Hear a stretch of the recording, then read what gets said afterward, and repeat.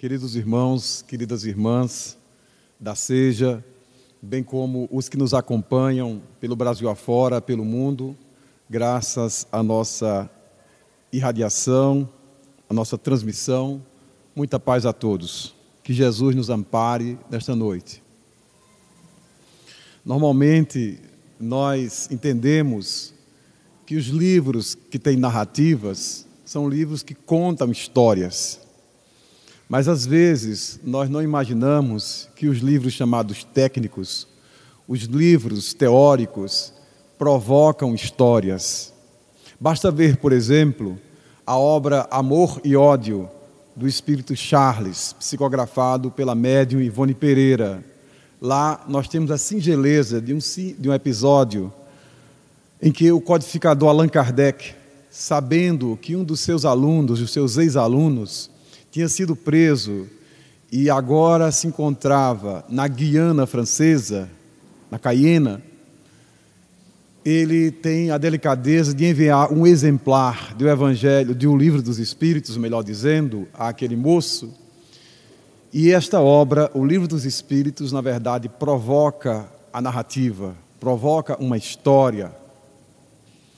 E hoje nós tentaremos mostrar como as obras escritas por Allan Kardec continuam escrevendo outras tantas histórias. E nós não podemos separar o livro do autor.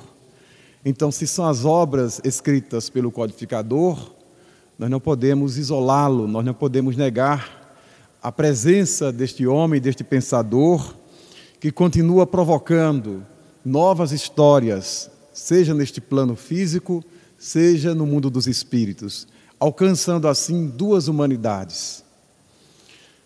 O calendário marcava um dos últimos anos da década de 20, na pequena Pedro Leopoldo, suburbana, ali, hoje que seria a região metropolitana de Belo Horizonte.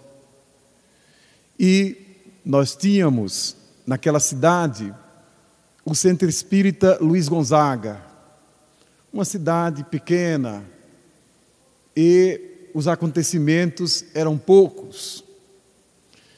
E aqui e acolá corriam a Pedro Leopoldo as pessoas que muitas vezes não tinham residência própria. Uma delas, um cego, o cego Gregório, que tinha vindo de uma cidade do interior da Bahia, atravessara parte de Minas Gerais e terminou se acomodando ali, desabrigado que era, na pequena Pedro Leopoldo. Passava o dia sendo guiado por caridade pelos meninos da cidade. Até que um dia, um desses garotos o conduzia pela via férrea e, assustado, o menino, percebendo a locomotiva, em desespero, larga o cego e procura se abrigar na iminência de sofrer o impacto do grande carro de ferro. O cego percebe a gravidade da situação e, com seus ouvidos apurados, procura uma alternativa também para não ser esmagado pelo trem. E ali ele termina se lançando de uma ponte alta em que o trem atravessava e, caindo, termina por se ferir, acidentado. Agora era um problema para a pequena Leopoldo. Quem ficaria então com o cego? Guiá-lo pelas ruas era uma tarefa relativamente fácil. Agora era um homem ferido, que não podia mais caminhar, portanto precisava que alguém lhe prestasse enfermagem e companhia, para que ele não caísse em plena solidão. Então, Chico Xavier, tomando conhecimento desse episódio, acolhe Gregório e o leva para as dependências do Centro Espírita Luiz Gonzaga, instituição de que Chico participava. Ali, Chico precisa encontrar uma alternativa para cuidar do cego e dar conta da sua própria vida. Era empregado, tinha compromissos, então ele corria para o emprego e no intervalo do almoço até se sacrificava, ia fazer companhia ao cego, ministrar ali os medicamentos que estava prescrito e, sobretudo, à noite, fazia companhia a Gregório. Com ele, fazia o evangelho no lar, nas próprias dependências do Centro Espírita Luiz Gonzaga. Lia para o cego as páginas imorredoras de Allan Kardec, do Evangelho segundo o Espiritismo. Mas ele percebeu que, na sequência da manhã, todo o período da tarde, o cego enfrentava a dor da solidão. Além das carnes machucadas, latejantes, em processo purulento de recuperação, ele tinha, sobretudo, a falta de companhia. Então Chico teve uma ideia. Em Pedro Leopoldo, havia um pequeno semanário chamado Correio da Semana. Uma pessoa, um pequeno intelectual, teve a iniciativa de abrir esta imprensa para a cidade. E em Chico pensou, por que não publicar um anúncio, um convite, nos seguintes termos: quem gostaria de fazer um trabalho de caridade, de fazer companhia a um cego acidentado? Apenas isso. Ele publicou o anúncio na esperança de que alguém, lendo aquelas páginas impressas, pudesse lhe ajudar, fazer parceria, porque na hora do almoço e à noite, depois que ele dava conta das suas obrigações familiares e também na casa espírita, ele fazia um evangelho no lar, exclusivo para o cego Gregório. 15 dias se passaram e nenhuma reação, até que numa certa manhã, duas mulheres, duas irmãs, compareceram diante de Chico e disseram: seu Chico, nós lemos o anúncio e estamos dispostas a fazer companhia ao cego Gregório. Nós podemos fazer essa caridade. Mas aí havia um problema. A cidade, muito pequena, bem sabia que aquelas duas moças estavam vinculadas à prostituição. E aí nós percebemos que quem tem caridade no verbo, na singeleza, na suavidade, no eufemismo das palavras. Chico vai se referir a essas duas moças como duas irmãs caridosas vinculadas ao comércio das forças sexuais. Ele não chama as moças de garota de programa, não chama de prostitutas, olha só a beleza. Tem gente até que gostaria de gozar esse nome, olha só. São duas irmãs de caridade vinculadas ao comércio das forças sexuais. Para não ferir, para não machucar. Ele percebeu naquelas moças não a prática da sua sexualidade comercializada, mas a disposição gigante de ajudar. Numa cidade como Pedro Leopoldo, apenas essas duas moças se disponibilizaram para ajudar Chico. E assim aconteceu. Elas, durante o dia, faziam companhia diária ao cego Gregório e, conversando com ele, tomaram ciência que à noite, sempre à noite, Chico Xavier, depois das suas obrigações, ainda fazia o evangelho no lar, lia as páginas do Evangelho segundo o Espiritismo e as explicava para Gregório. Então, elas com muita timidez, com um certo receio, de seu Chico, nós soubemos pelo cego Gregório que à noite o senhor lê e explica uma obra de um certo Allan Kardec. Nós temos interesse, nós podemos, seu Chico? E Chico ficou maravilhado com a sensibilidade daquelas moças. Claro, minhas filhas, pois que vem hoje à noite, às 19 horas, estaremos aqui para o nosso Evangelho no Lar, e vocês participarão. E a partir daquela noite, o Evangelho tinha não somente o cego Gregório e Chico Xavier, mas as duas moças que compareciam todos os dias. Chico percebeu que os olhos delas brilhavam quando ele lia certas páginas de Allan Kardec. Havia muita sensibilidade naqueles corações, mas ficaram tão empolgadas que, determinado dia, Uma delas, olha, ambas foram até Belo Horizonte, foram a uma livraria na Avenida Afonso Pena adquirir 2 exemplares do Evangelho segundo o Espiritismo. Não tinha à época disponíveis em Pedro Leopoldo. Foram à capital comprar a encomenda, a missão era explícita, comprar 2 exemplares, um exemplar para cada uma do Evangelho segundo o Espiritismo. E assim o fizeram. Mas Gregório ficou bom, depois de um certo tempo de convalescença, e as reuniões de Evangelho noturnas foram suspensas, porque não havia mais necessidade. Então elas voltaram para Chico e disseram: seu Chico, olhos em lágrimas.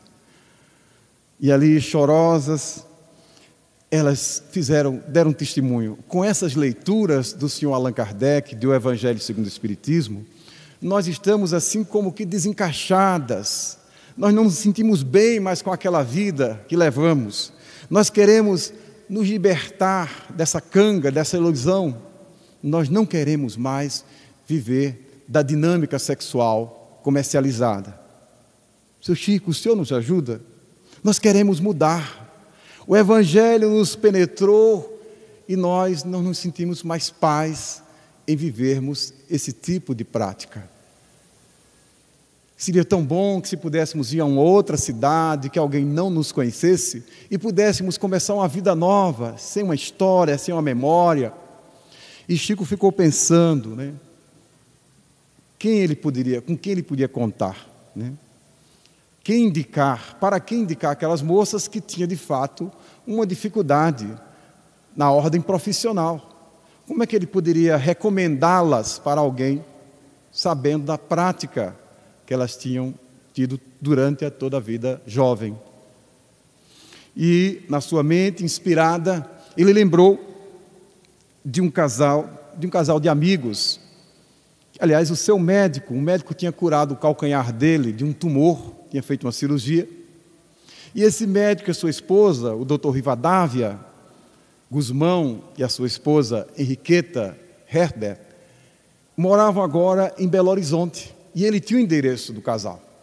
E ele pensou: eu vou recomendar essas moças para a dona Henriqueta, que é uma pessoa bondosa. Chamou as meninas em particular e disse: olha, vocês vão visitar um casal em Belo Horizonte. Chegando lá, não omitam nada. Contem tudo para a dona Henriqueta dessa vida que vocês levaram aqui em Pedro Leopoldo. Ela é generosa, ela é bondosa, ela é sensível, ela vai compreendê-las. E com certeza ela vai encontrar com o marido alguma colocação para que vocês possam viver dignamente. E assim o fez. Um bilhete, as meninas partiram para Belo Horizonte e aconteceu exatamente aquilo que Chico imaginou. As moças procuraram o casal, Rivadavia e dona Henriqueta. A senhora compreendeu e disse: minhas filhas, eu já entendi. Vou falar com meu esposo ainda hoje, e eu quero que vocês passem a trabalhar na Santa Casa de Misericórdia, onde ele atua como médico. Mas só tem um problema: a colocação que eu achei para vocês lá, o que acharei, é muito difícil. O pessoal chama aqui sal grosso. Vocês vão lavar piso, vocês vão lavar panela, lençóis de gente doente. Então, trabalho difícil, vocês aceitam? Elas estavam acostumadas à dinâmica da prostituição, perfeitamente. Não tinha outra possibilidade, acharam aquilo maravilhoso. E na sequência dos dias e das semanas, se dedicaram de tal modo que ganharam a simpatia de todos no hospital. E dona Henriqueta percebeu que elas estavam ali vivendo com toda a dignidade. O Evangelho assimilado, penetrado profundamente, tinha modificado as suas almas. E na sequência, voltaram a Pedro Leopoldo para visitar Chico e agradecê-lo. Chico, nós estamos trabalhando agora na Santa Casa de Misericórdia, lá em Belo Horizonte. Nós somos funcionários, hein, Chico? Olha lá. Tem uma outra coisa, Chico. Nós somos promovidas. Depois de tanto trabalhar lavando o chão e tudo mais, com creolina, naquele tempo nos hospitais se usava creolina, uma substância de um odor intenso, o médico, percebendo a nossa habilidade, a nossa capacidade, nos chamou para se integrar a um grupo de parteiras, que naquele tempo a obstetrícia, em grande parte, era tocada por parteiras. E nós estamos dominando agora o ofício. Na sequência, nós vamos ser parteiras, Chico.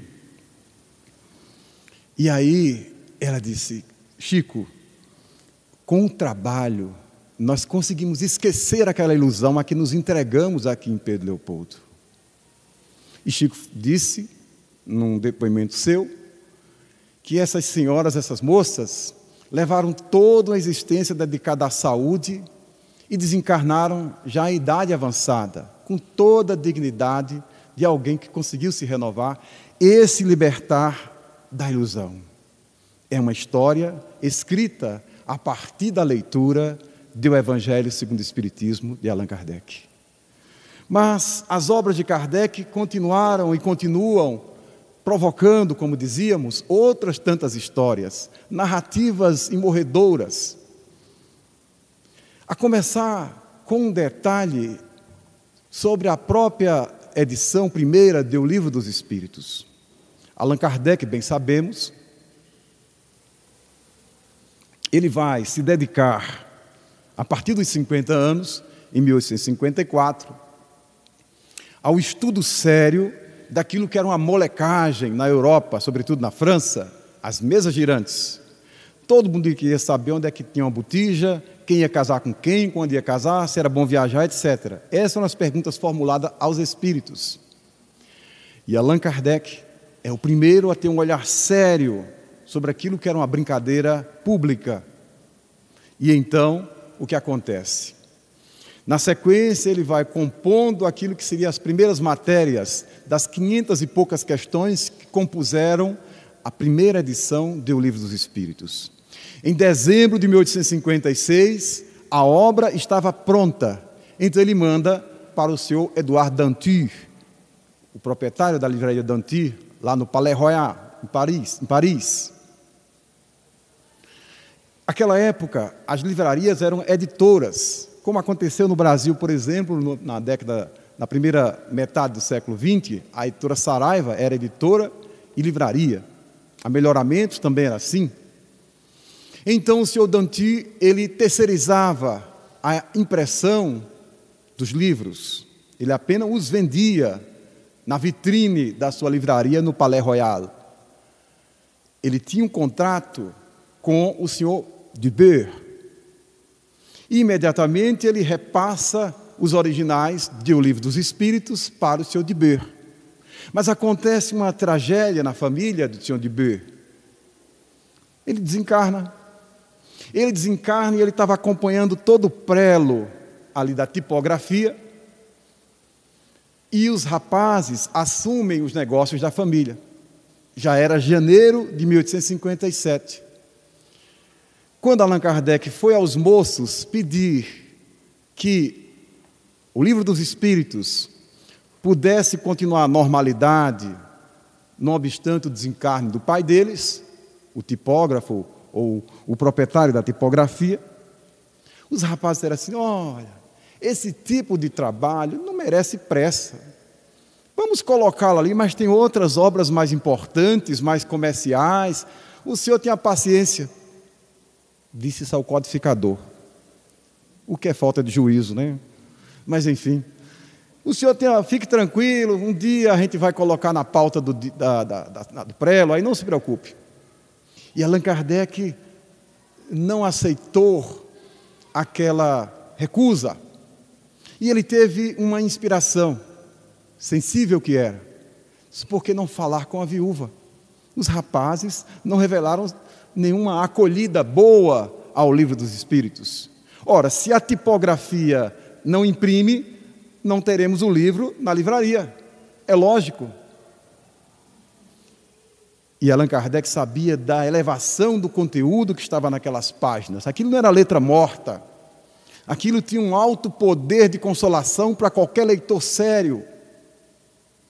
Ele procura a viúva do senhor Dubeux. E quando a viúva recebe o professor Rivai, que era um intelectual importante, que circulava muito bem nos meios do pensamento da França, amigo de George Sand e de outros tantos intelectuais da época, de Victor Hugo. Então, aquela senhora ficou interessada e Allan Kardec chegou a comentar um pouco do conteúdo da obra que estava ali para ser impressa. Ela, sofrendo o luto, o impacto da perda do esposo, ficou motivada a ler os originais. E quando a viúva leu os originais do Livro dos Espíritos, fica de tal modo empolgado que diz: esse é o primeiro da lista. Imprima-se, colocou para os filhos, Trés Urgent, muito urgente, urgentíssimo. E as máquinas não pararam, de modo que, graças a essa senhora e à insistência de Allan Kardec, do professor Rivaio, nós tivemos o lançamento do Livro dos Espíritos no dia 18 de abril de 1857, um sábado como hoje, lá em Paris. Para termos uma ideia, antes mesmo do livro sair, ele já consolou alguém, consolou a viúva do senhor Dibert, a viúva do tipógrafo. E quantas histórias esse livro deve ter provocado na sequência desses quase 160 anos. Outra foi recolhida pelo mundo espiritual e apresentada na obra O Espírito de Verdade, que está na psicografia de Chico Xavier. Nós temos o caso que Allan Kardec, naquela manhã de abril de 1860, ele era uma manhã fria, embora primaveril, na França, ali na sua residência em Paris. Ele estava um tanto inquietado, até mesmo entristecido, porque, não obstante a sua tarefa em favor da humanidade, a indiferença, a crítica sarcástica, as dificuldades financeiras iam se avolumando. 1860, 3 anos após o lançamento da primeira edição do Livro dos Espíritos. 1858, ali em janeiro, ele já lança a Revue Spirite, a Revista Espírita, que por 12 anos ele fica publicando mês a mês, exceto no mês de férias, como é comum na França e na Europa de um modo geral. Em 1858, também, em abril, ele tem a iniciativa de abrir a primeira instituição espírita no plano físico, a Sociedade Parisiense de Estudos Espíritas, alugou uma sala comercial no centro de Paris e ali passou a funcionar essa sociedade, que se torna um modelo. Mas faltava dinheiro, a obra era gigantesca, as cartas sarcásticas não paravam de chegar, até que, enquanto ele estava enfronhado nesses pensamentos, delicadamente bate à sua porta, a porta do seu gabinete, a sua esposa, Gabrielle Amélie Boudet, que o pessoal chama Doce Gabi. E a gente fica imaginando a camaradagem, a sensibilidade que havia naquele casal. E ela entrega ao seu esposo uma encomenda muito ricamente embalada.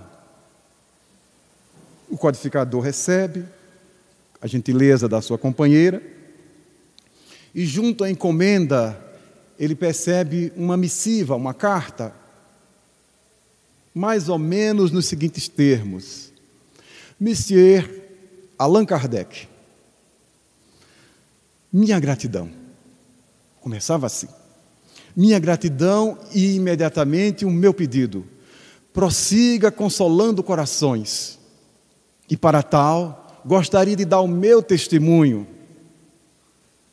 E ele percebe que junto à carta havia um exemplar muito bem encadernado, luxuosamente encadernado, de Le Livre des Esprits, o Livro dos Espíritos.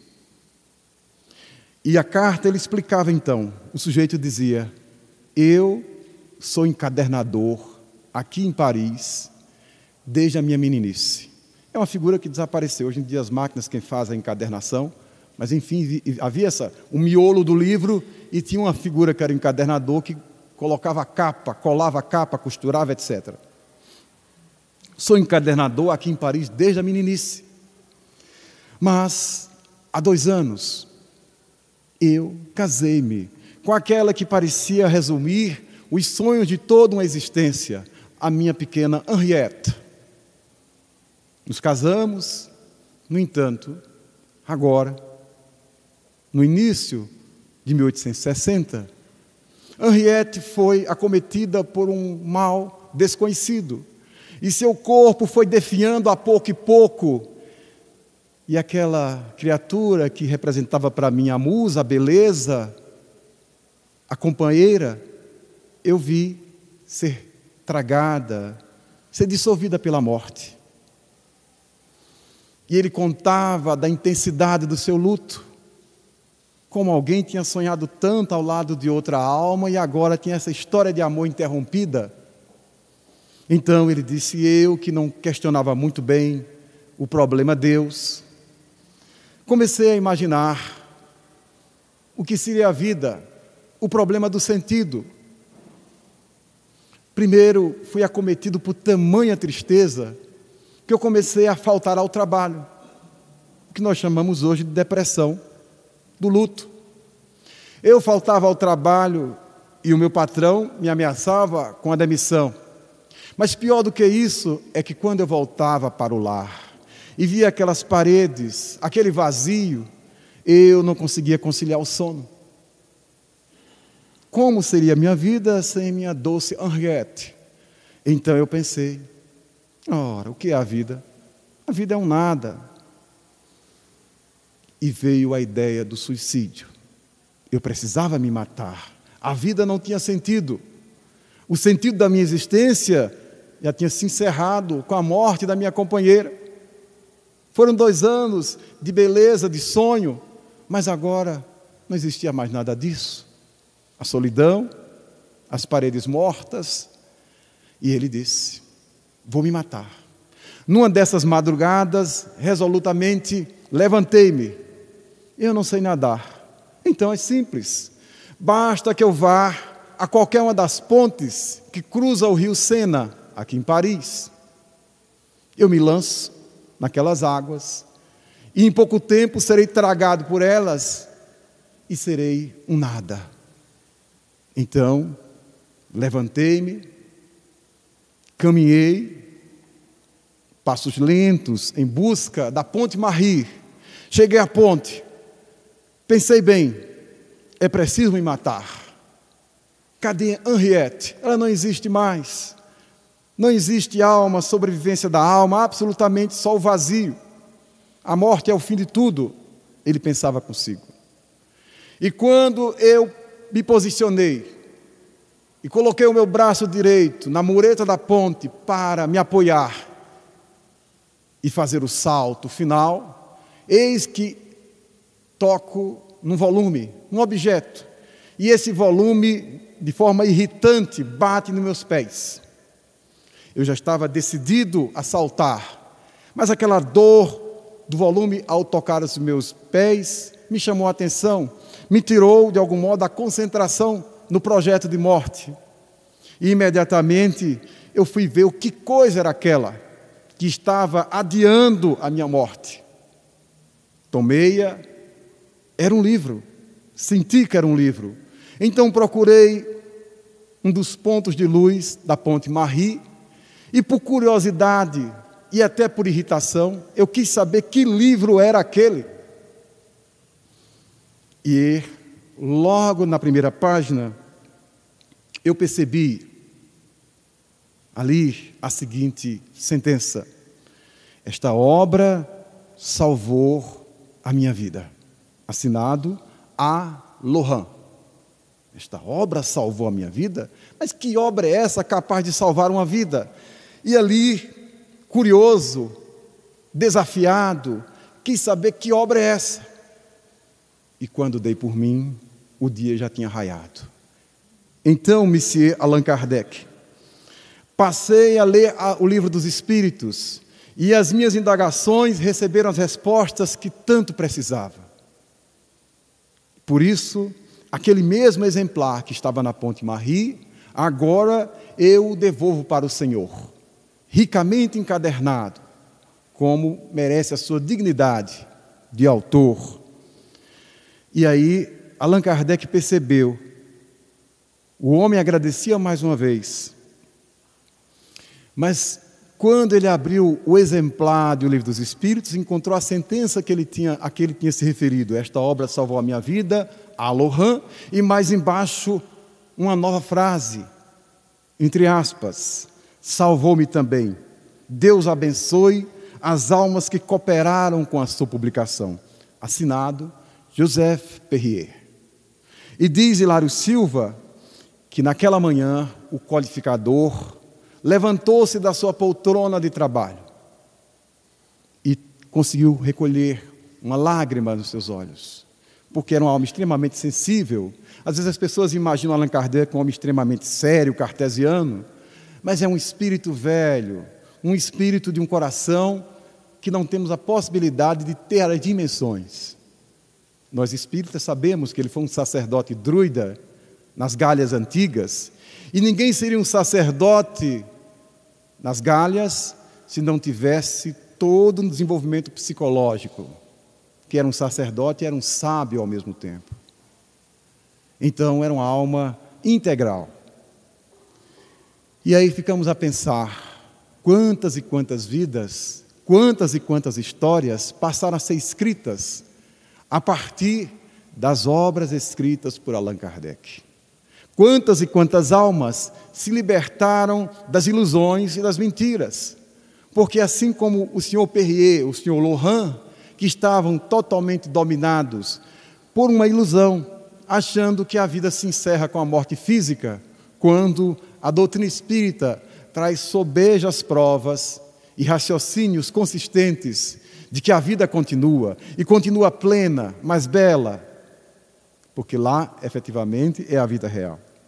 E pensamos de forma inversa. Começamos a colher algumas histórias reais, que foram coletadas, por sua vez, pela literatura mediúnica, de pessoas que não tiveram a oportunidade de ler Allan Kardec, que não tiveram isso que nós estamos gozando hoje, que nem podemos avaliar bem o que significa. Talvez só quando desencarnarmos a gente vai poder fazer um juízo equilibrado do valor que as leituras espíritas têm ou tiveram para a renovação das nossas almas na atual existência.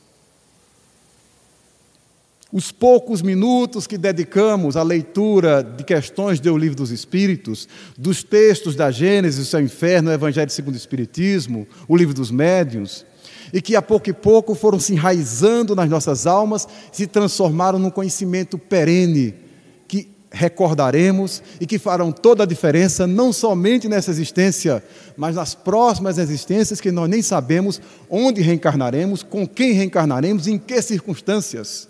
Portanto, se agora favorece a possibilidade de construirmos uma convicção profunda, consistente, robusta da imortalidade da alma, que o façamos agora. Que dediquemos as nossas horas à leitura de Allan Kardec como alguém que aceita uma dádiva que generosamente é posta em nossas mãos, ao invés de recusá-las. Então, pensamos a possibilidade oposta. E aqueles que não puderam ler Allan Kardec? Recorremos ao espírito André Luiz. Na obra Ação e Reação, sobretudo nos capítulos 4 e 5, nós temos vários casos, ou 4 casos, um no capítulo 4 e 3 no capítulo 5, que mostram ali o desastre de algumas almas, de pessoas que não desencarnaram bem e continuam mal, fora do corpo, e continuam muito mal, continuam iludidas e se iludindo depois de mortas, depois de desencarnadas, o que é pior. Pensamos 2 casos. Lá nós temos no capítulo 4, o caso de uma senhora que traiu o esposo. E à época, isso foi na França, havia a ideia de que quem traísse seria perseguida além da morte nos infernos profundos por um demônio específico, Belfegor, um demônio para punir os traidores, os prevaricadores. Então ela desencarna, católica que era, saindo do corpo, ela lembra eu sou uma infiel, uma traidora, portanto, eu estarei sujeita a Belfegor, a esse demônio. Detalhe, esta senhora, quando encarnada, ela teve acesso a 2 obras terríveis que circularam livremente na França, inclusive com a aprovação eclesiástica, escritas por Colin de Plancy e outra por Jean Weber. Essas obras terríveis eram obras que não somente descreviam a conduta desses demônios, mas apresentavam as figuras. Então a pessoa ficava vendo aquelas figuras e foi o que aconteceu com ela. Ela desencarnou, André Luiz se aproxima e percebe que ao lado dela existia como que um demônio, o próprio Belfegor. Mas aí o espírito instrutor que acompanhava André Luiz, André, observe bem, não existe entidade alguma, é tudo criação mental, é um clichê. De tanto ela ver a figura de Belfegor, agora ela não tira da mente. Desencarnada, agora ela é escrava da própria ilusão. Ela não consegue se libertar da criação mental que ela nutriu por muitos anos. E aí nós percebemos o que é ler péssimos livros, o estrago que se faz à mente. E vamos pensar na perspectiva contrária. E se ela tivesse lido O Céu e o Inferno de Allan Kardec? E ali nós temos, logo nos capítulos preliminares da primeira parte, Allan Kardec com uma argumentação aristotélica consistente, lógica, mostrando que é impossível, que é insustentável essa tese dos demônios como as pessoas entendem normalmente. E ela teria se curado, ela teria evitado esse desconforto, essa ilusão prolongada além morte. E se ela tivesse lido Allan Kardec? Essa foi a minha questão. Mas avançando para um outro caso, no capítulo 5, tem um episódio interessante, porque André Luiz se aproxima com o seu instrutor de um senhor que está ali putrefato. Ele está no seu perispírito cheio de feridas, pustulento. E ele, percebendo que André Luiz se aproxima, diz: doutores, venham cá. Percebe que André Luiz tinha uma postura de médico. Doutores, por favor, venham cá. E o espírito começa a se explicar. Ele que tinha ali as carnes despedaçadas. Olhe, eu quero explicar uma coisa para os senhores. Por favor, me curem, veja como eu estou apodrecendo, sobretudo no sistema respiratório. Mas eu estou sofrendo dessa doença, desse mal. Veja, não é culpa minha, não é minha responsabilidade.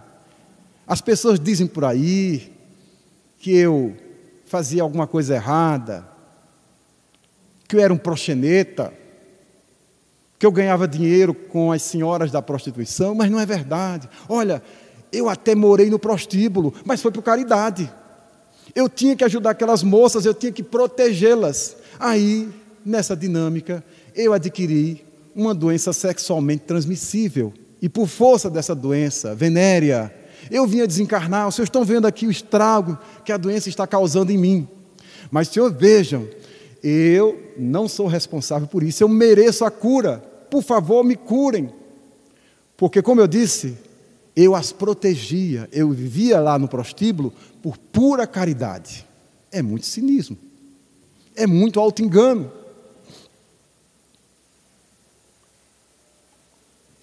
Quem assistiu ao filme Chico Xavier, da Rede Globo, da Globo, sabe que Chico, de fato, foi ao prostíbulo uma única vez para evangelizar as moças. Diferente.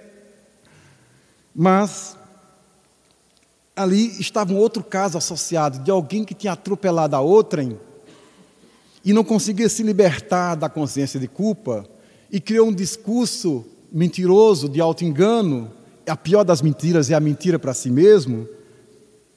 Por isso ele dizia: olha, não foi eu que atropelei, não fui eu, o tempo todo estava se desculpando, mostrando claramente que o auto-engano, que a auto-mentira, ela permanece lesando a alma, gerando desconforto, além túmulo. Por isso, ficamos a imaginar também, e se eles tivessem lido o Livro dos Espíritos, E se tivessem lido, sobretudo, o céu e o inferno, para compreender a justiça divina, o seu funcionamento e a impossibilidade de alguém driblar a justiça divina. Está lá em Sócrates, lá na Apologia de Sócrates, escrito por Platão, e depois no Górgias, que é impossível enganar os deuses, naquela linguagem grega. Mas até hoje nós percebemos quantos e quantos corações, nessa operação Lava Jato, quantas e quantas pessoas completamente iludidas, achando que dá para driblar tudo. Se fizermos um levantamento, às vezes dá vontade assim, eu queria pedir ao juiz Sérgio Moro a possibilidade de fazer um levantamento daqueles envolvidos, os mais complicados sobretudo, quem é cristão, quem tem uma inclinação religiosa, reconhece a existência de Deus. Como é que a pessoa admite a existência de Deus e ao mesmo tempo se permite tantas falcatruas? Na mente deve ter criado uma engenharia. Deus existe, mas eu tenho um jeito de driblar. Nesse sentido, isso mostra perfeitamente a diferença, a falta que faz daquilo que é fundamental em todos nós e que Allan Kardec nos ensina a fazer, a julgar, a ponderar, a apreciar. Os gregos chamam o verbo julgar, ou o verbo criticar, de krino. É a capacidade de sopesar, como se a gente tivesse uma balança. A filósofa judia alemã Hannah Arendt, ela vai dizer que nós temos, na sua última obra, A Vida do Espírito, obra incompleta, ela vai dizer que o ser humano chegou a uma situação soberba. Nós conseguimos pensar. Pensar é muito importante. A capacidade de entendimento das coisas. Mas ela diz que acima do pensar existe uma faculdade ainda superior, que é a de julgar. É o máximo que a humanidade pode alcançar. Muita gente pensa, poucas pessoas julgam ou julgam bem. E Allan Kardec nos ensina a julgar e julgar bem. Essa é uma aquisição que nós podemos nos permitir graças ao exercício sistemático do estudo da obra de Allan Kardec. Porque, de fato, o que acontece? À medida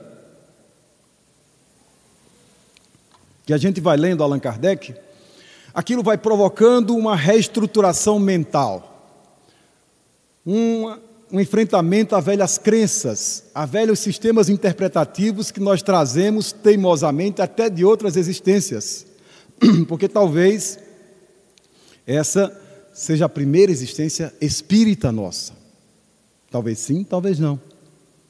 Existe uma forma simples de a gente perceber se a pessoa já era espírita, seja porque aprendeu o espiritismo na erraticidade ou de outras vidas.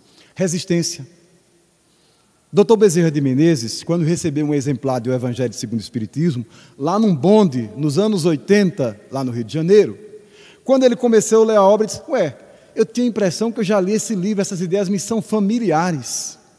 E tem gente que lê e diz, mas eu tenho uma dificuldade. Allan Kardec coloca isso claramente no capítulo 17 do Evangelho segundo o Espiritismo, Sede Perfeitos, quando ele abre o texto, os bons espíritas. Ele vai dizer que existem rapazes mal saídos da adolescência que conseguem captar as nuances do espiritismo, facilmente. E há outras pessoas letradas, com doutorado, etc., mas tem uma dificuldade, uma resistência de entender as coisas mais simples.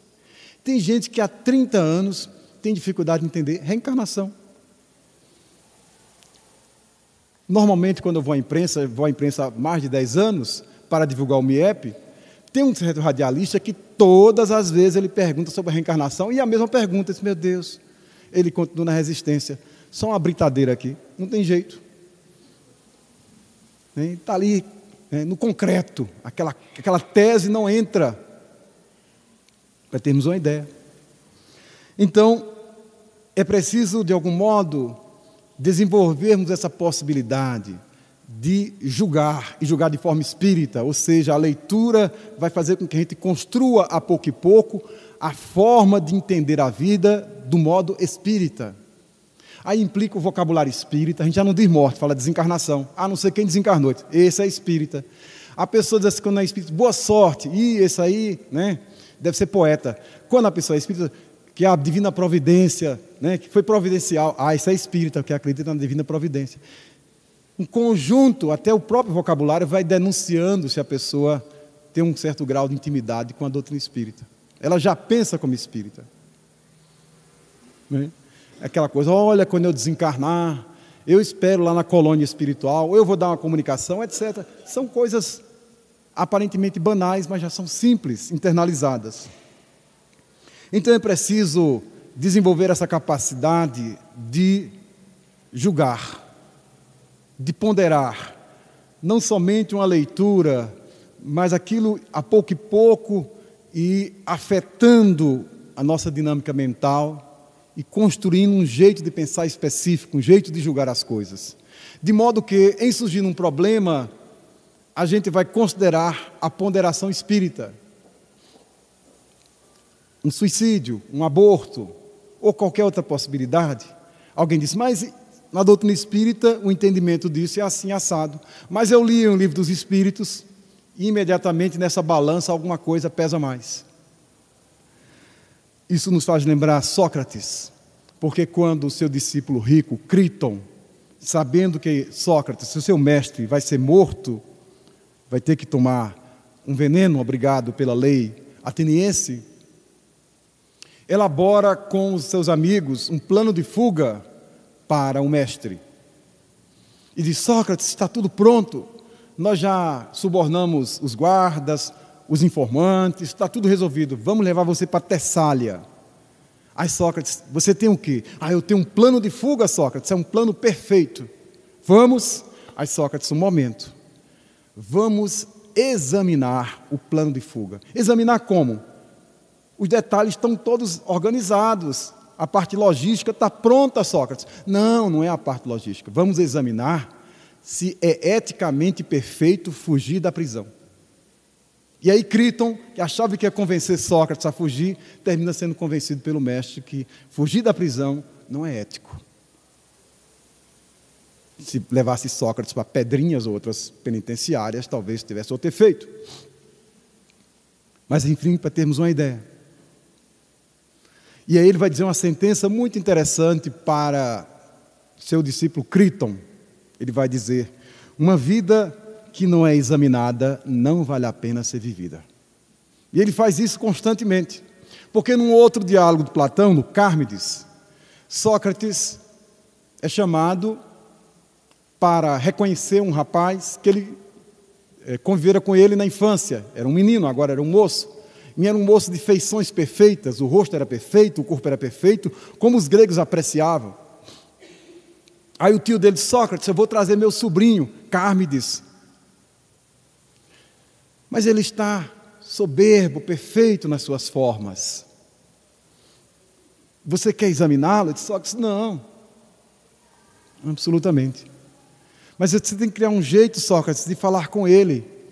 Aí Sócrates, aconteceu alguma coisa, além dele ter ficado com o corpo formoso e o rosto perfeito, nos últimos 2 dias ele está se queixando de uma dor de cabeça.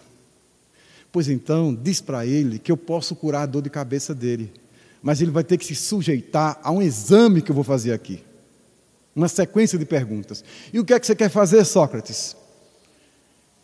Eu quero tornar a alma dele nua.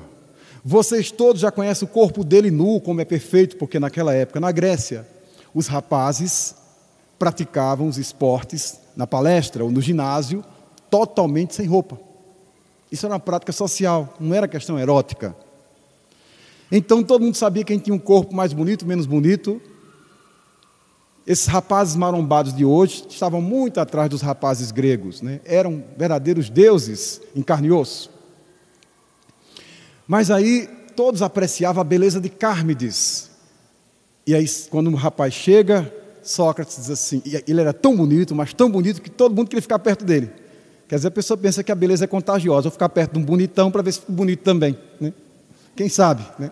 Se a coisa pega, né? Vai me poupar, né? Muitas academias e outras coisinhas mais.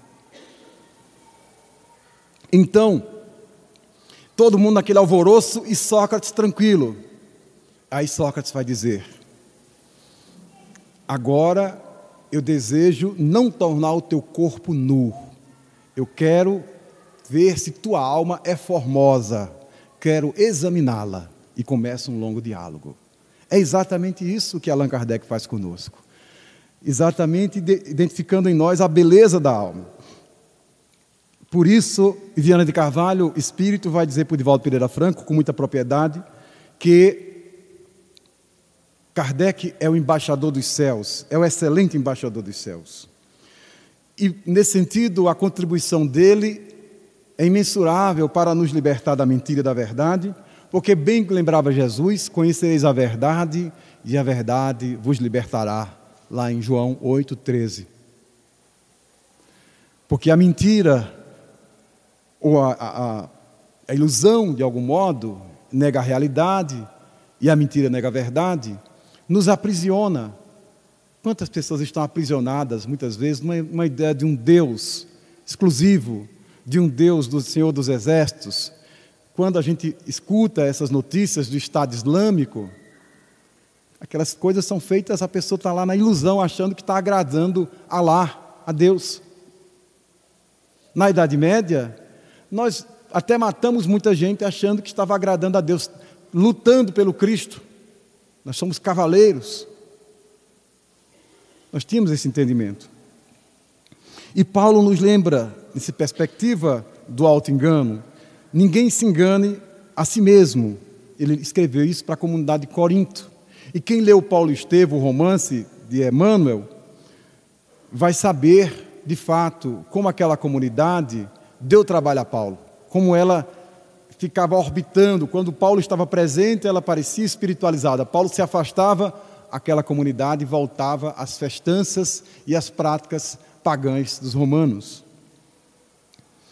Por isso, Allan Kardec nos liberta de muitas coisas e, ao mesmo tempo, nos corrige de visões equivocadas. Basta ler, por exemplo, as suas considerações, ou as considerações por ele colhidas para o problema da caridade.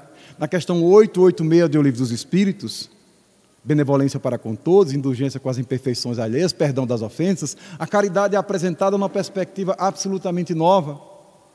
Fora da caridade não há salvação, a caridade colocada como fundamento ali no Evangelho segundo o Espiritismo. Quantas vezes, por exemplo, naquele mesmo raciocínio que colocávamos agora há pouco, que a leitura consciente e transformadora, crítica de Allan Kardec, nos vacina dos grandes perigos que poderiam comprometer a nossa existência. Quem lê o Evangelho segundo o Espiritismo, no capítulo 5º, lá fala sobre o suicídio e a loucura. Então, imaginemos algumas pessoas que enlouqueceram ou que se suicidaram, se tivessem lido Allan Kardec. Poderia ser diferente. Por isso Jesus colocava aquele que tem olhos de ver, ouvidos de ouvir, como que é a mostrar que muitas vezes estamos engolfados nas nossas próprias ilusões. Nós estamos vendo, mas estamos cegos exatamente por isso. Os fariseus viam demais, por isso que eram cegos. É preciso que nós tenhamos outros olhos, outros ouvidos, uma sensibilidade diferenciadas. Nós estamos falando não de um homem comum. O apóstolo de Lyon, Allan Kardec, só em termos espíritas, chegou a escrever quase 8.000 páginas em francês no original. Foram 15 anos de trabalho em favor de todos nós. Como tradutor, chegou a responder 500 cartas por mês, pessoas perguntando sobre a doutrina espírita. Algumas cartas agressivas, entrevistas chegam a 1.200. Por isso, Emmanuel, com muita coragem, certa vez propôs a Chico Xavier: Chico, se algum dia eu disser qualquer coisa contra Jesus e Kardec, fique com eles e me esqueça. Um desafio desse não é comum. E gostaríamos de encerrar essa nossa abordagem recomendando a todos que possam homenagear o qualificador e até em gratidão ao bem que ele nos faz, para uma leitura muito consciente das suas páginas. Nós gostaríamos de encerrar com Amélia Rodrigues, ou melhor, com Maria Dolores, em Psicografia de Chico Xavier, quando mostra que os indivíduos já muito amadurecidos pelas páginas de Allan Kardec também desejam servir à humanidade. E às vezes ficam descompensados quando percebem que outros, às vezes com muito mais anos de leitura, com muito mais intimidade intelectual com os textos de Allan Kardec, parecem não aderir à disposição de amar e servir à humanidade. E essas pessoas, os trabalhadores, ficam até desolados. E Maria Dolores escreve para o Chico: o drama, a dor desses que trabalham no bem. Ouço-te às vezes, alma querida, em torno ao bem, numa questão qualquer. Farei, conseguirei, conta comigo, se Deus quiser, se Deus quiser. Não te alteres a pretexto disso, de segundo a segundo, estrada a estrada, a vontade de Deus é revelada em bondade e serviço. Fita os quadros da gleba campo afora, tudo que existe vibra, luta e sente, serve constantemente, dia a dia, hora a hora. De alvorada a alvorada, o sol fecundo, sem aguardar requerimento, garante sem cessar o equilíbrio do mundo, do seu carro de luz no firmamento. A fonte a deslizar, singela e boa, passa fazendo bem, descedenta, consola, abençoa, sem perguntar a quem. Sem recorrer a humanos estatutos, nem a filosofias enganosas, a laranjeira estende os próprios frutos, a roseira dá rosas. O lírio não se ofende nem reclama sobre a terra onde alguém lhe deita a raiz. Seja num vaso de estufa ou num trato de lama, desabrocha feliz.